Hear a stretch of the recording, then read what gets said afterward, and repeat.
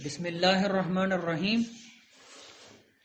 1 فروری 2021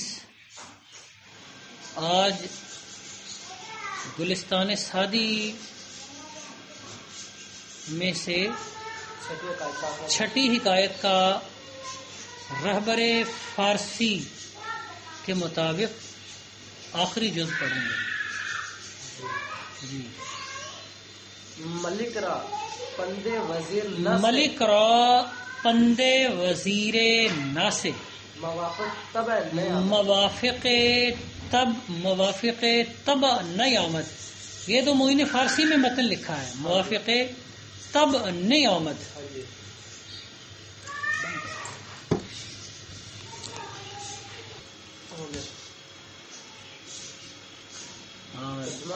آپ نے پڑھا ہے کہ پندے وزیر ناسے موافق تب مخالف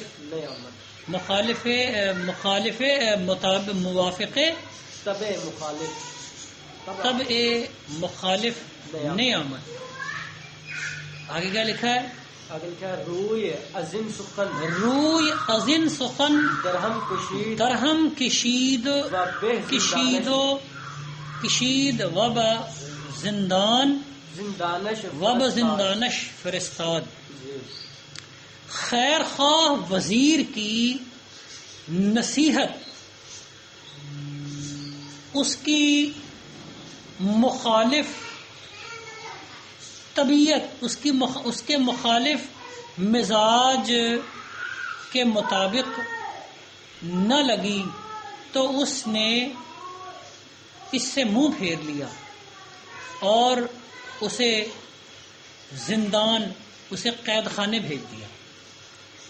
اچھا، اب یہ جو ہے نا آپ کے سامنے اب کتاب جو اس سے پہلے ہمارے پاس نہیں تھی، گلزار ادب ہے.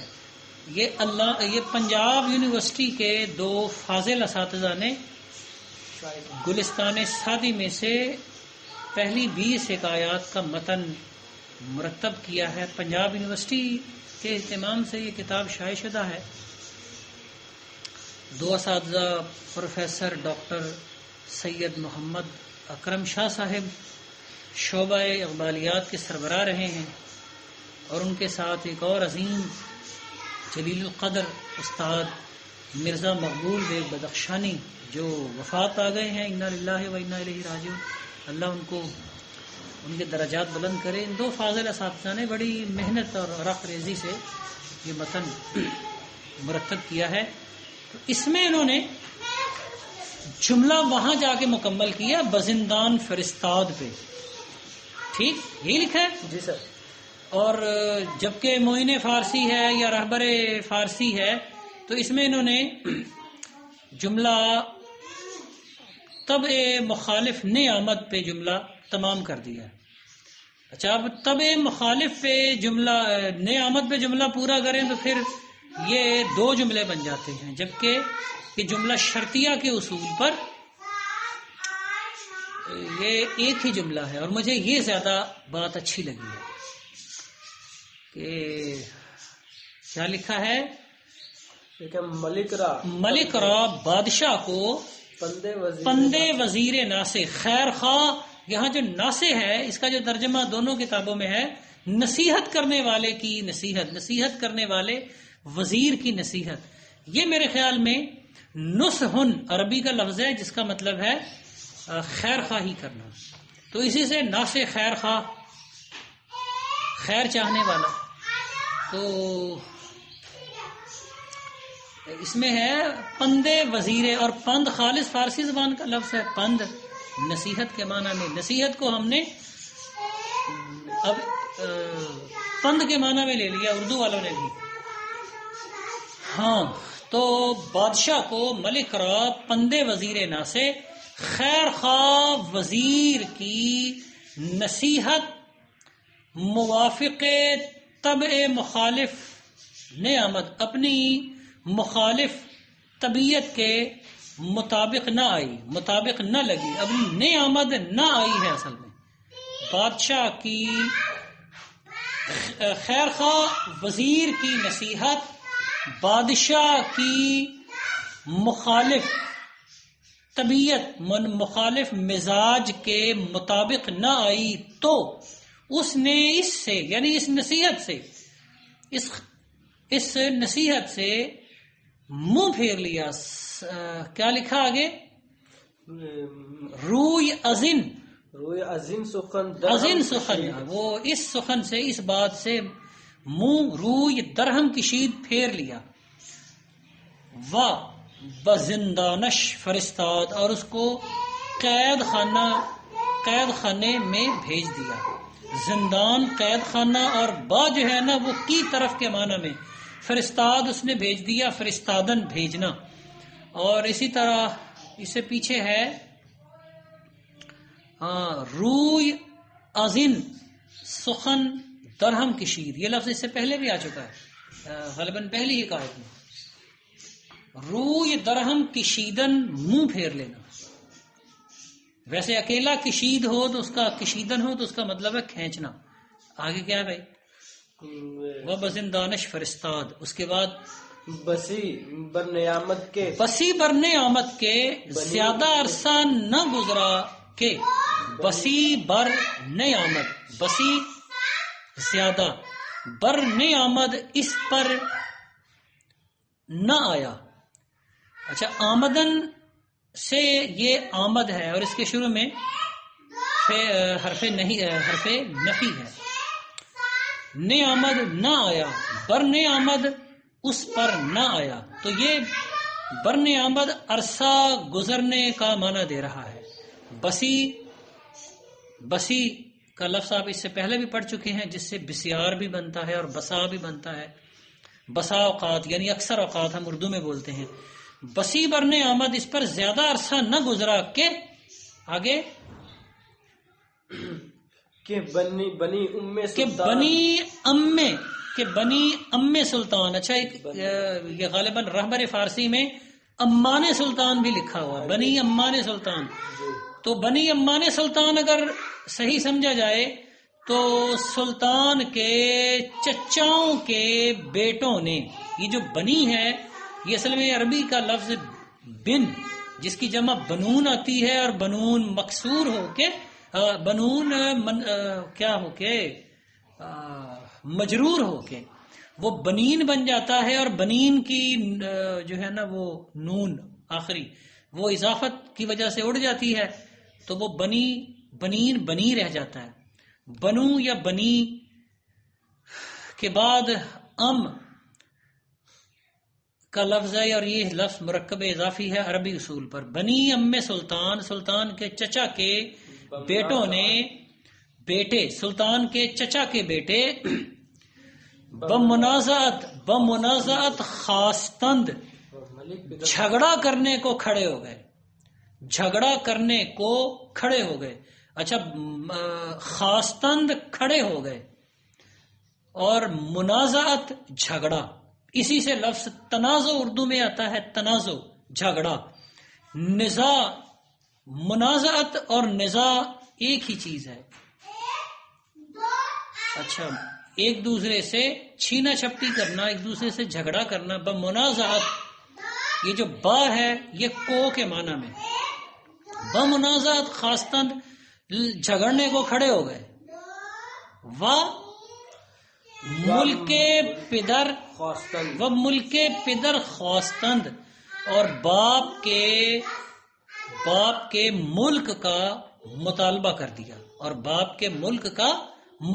کر دیا. یہ یہاں ترجمہ قابل غور ہے، وہ جو لکھا ہے کرنے لگے، تو یہ مفہومی ترجمہ ہے، لفظوں کے ساتھ مطابقت نہیں رکھتا. مطالبہ کر دیا میں زیادہ زور ہے میرے خیال میں. تو خواستن سے خواستند ہے اور دوسرا خاصتن. یہ اس میں بڑی نا ایک لفظی موسیقی ہے اور ایک جناس یعنی تجنیس ہے. خاصتن خے الف سین تے نون دال، اور اسی طرح خواستند اس میں بھی وہی حروف ہیں جو خاصتن میں، لیکن صرف ایک واو بڑا ہے. تو سعدی کی گلستان کی یہ بہت بڑی نثری خصوصیت ہے کہ وہ لفظوں کا ایک تال میل جو ہے وہ بناتا ہے، اور لفظوں کے اندر جو تجنیسی تضادی مناسبتیں ہیں ان کو نثر کی زینت بناتے ہیں شیخ سعدی۔ تو یہاں خواستند مطالبہ کر دیا، باپ کے ملک کا مطالبہ کر دیا۔ جی آگے کیا لکھا ہے؟ آگے قومی کے از دست یہ جو خواستند ہے اور خواستند ہے یہ فعل ماضی مطلق معروف صیغہ جمع غائب ہے۔ آگے کیا لکھا ہے؟ قومی کے از دست قومی تطاول، اور قومی کے از دستے تطاول او، وہ لوگ جو اس کے ظلم و ستم، آگے پڑھے، اس کے ظلم و ستم دستے تطاول او بجان آمد بودند، اس کے دستے، اس کے ظلم کے ہاتھوں، اس کے ظلم کے ہاتھوں ہاں جان کو آ گئے، بجان آمدے، جی ہاں بودند و پریشان شدے، اس کے ظلم کے ہاتھوں دلی طور پہ تنگ تھے، ان کے وہ لوگ جو اس کے ظلم کے ہاتھوں اپنے دل و جاں کی حد تک تنگ تھے، تنگ آئے ہوئے تھے، جی یعنی مرنے کو آئے ہوئے تھے۔ بجان آمد بودند یعنی مرنے کی حد تک پہنچ گئے تھے۔ بر ایشان گرد آمدند، ان چچا کے ان بیٹوں پر متفق ہو گئے، بیٹوں پہ اکٹھے ہو گئے، یعنی ان کے ان امزادوں چچا زادوں کے پاس جمع ہو گئے۔ ٹھیک جی ہاں، نہیں وہاں کو چھوڑ گئے۔ بجان آمد بودندو پریشان شدے، یہ گڑبڑ ہو گئی کہ وہ لوگ جو اس بادشاہ کے ظلم و ستم کے ہاتھوں مرنے کی حد تک چلے گئے تھے اور ادھر ادھر منتشر تھے، وہ ان لوگوں کے پاس، یعنی وہ اس کے ان چچا زاد بھائیوں کے پاس جمع ہو گئے اور ان کو طاقت بہم پہنچائی، اور ان کو طاقت بہم پہنچائی، ان کو اور مضبوط کر دیا۔ ٹھیک ہے جی یہ ہے تقویت کردند، ان کو مضبوط کر دیا انہوں نے، ان کو طاقت قوت بہم پہنچائی، ان کو مضبوط کر دیا۔ ویسے قوا یقوی، تقویتن کا مطلب ہوتا ہے کسی کو قوت دینا، طاقت دینا، اور تقویت کردند ان کو مضبوط کر دیا، انہوں نے ان کو مضبوط کر دیا۔ اچھا اب یہاں انہوں نے کیا کیا؟ بجان آمد بودند،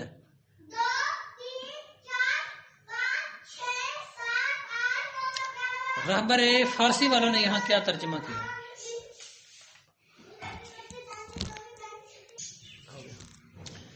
تو یہ بجان آمدن جان کو آ گئے، یعنی اپنی جان کو آ گئے۔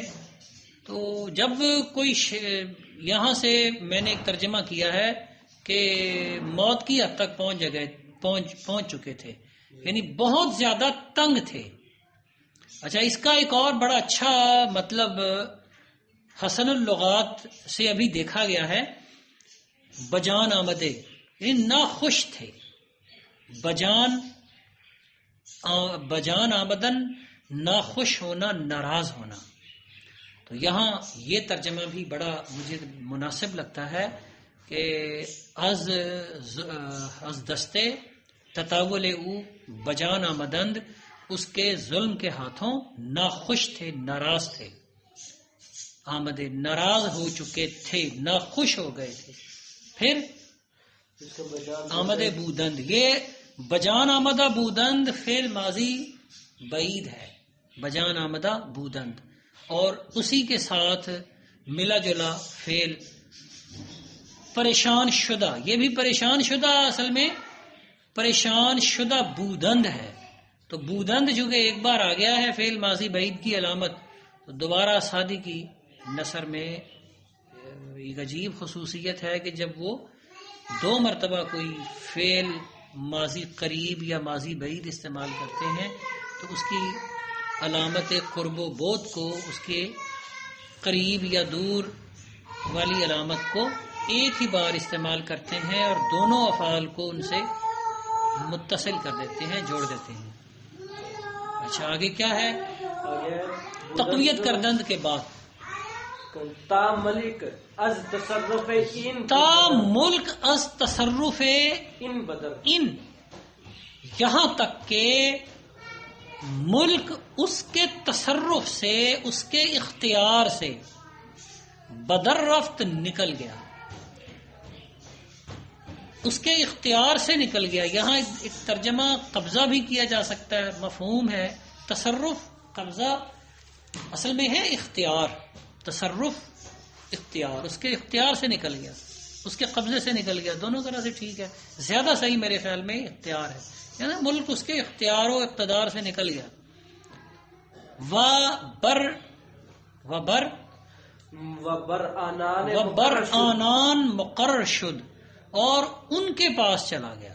وبر آنان مقرر، یہ جو مقرر شدن ہے یہ پیچھے بھی گزر چکا ہے، اور ان کو مل گیا۔ بر آنان ان پر، مقرر شد ٹھہرا دیا گیا، مقرر ٹھہرائی ہوئی چیز کو کہتے ہیں، تو ان کے پاس ان کو مل گیا، ان پر ٹھہرا دیا گیا، یعنی ان کو تفویض کر دیا گیا۔ وہ بر آنان مقرر شد، اور ان کو سونپ دیا گیا، ملک ان کے ہاتھ سے چلا گیا اور ان کو مل گیا، ان کو سونپ دیا گیا۔ جی آگے کیا ہے؟ آگے کہتا ہے کہ پادشاہی کو روا دارت، پادشاہی کو روا دارت ستم ستم، پادشاہی کو روا دارت ستم بر زیر دست، وہ بادشاہ جو پادشاہی کو، یہ جو کو ہے یہ اصل میں کہ او ہے، پیچھے ایک قومی کے استطاول او، وہاں بھی کہ موصول کا ہے، کہ موصولہ ہے، اور یہاں واضح طور پہ سمجھا جا سکتا ہے کہ موصولہ ہے۔ پادشاہی کو روا دارت، یہ پادشاہی کہ او روا دارت، یہ جو او روا دارت ہے یہ کہ کی وجہ سے پادشاہی سے جڑ گیا ہے، یہ کہ موصولہ ہے، اسم موصول ہے، یا اس کو آپ حرف موصول سمجھ لیں، کیونکہ وہ عربی کا الذی، اللذان، الذین، وہ کے چے وغیرہ کی نسبت زیادہ بھاری بھرکم محسوس ہوتا ہے۔ تو ہاں، پادشاہی کو روا دارد، یہ کہ او ہے، وہ بادشاہ جو روا دارد، روا رکھتا ہے، جائز رکھتا ہے، جائز سمجھتا ہے، ستم بر زیر دست، ہاتھ تلے آئے ہوئے، ہاتھ تلے یعنی ماتحت کسی بھی شخص پر۔ تو آگے کیا ہے؟ روز سختی، دوست دارش، روز سختی، دوست دارش روز سختی، دشمن زور آورست، تو اس کو دوست رکھنے والا شخص روز سختی، سختی کے دن، ہاں، دشمن زور آورست، تو دیکھے گا، یہ بریکٹوں میں کر لینا، تو دیکھے گا کہ اس کا طاقتور دشمن ہے، طاقتور دشمن ہے۔ یہ جو بن جاتا ہے نا، بن جاتا ہے، بن جاتا کے لیے تو عربی میں آتا ہے می گردد، یعنی دشمن زور آورش می گردد، تو دشمن، تو یہاں می، وہ است مفہوم وہی دے رہا ہے می گردد کا، لیکن آپ بریکٹوں میں کر لیں، تو دیکھے گا بریکٹوں میں کہ جنگ سختی کے دن اس کو دوست رکھنے والا فرد اس کا دشمن ہے۔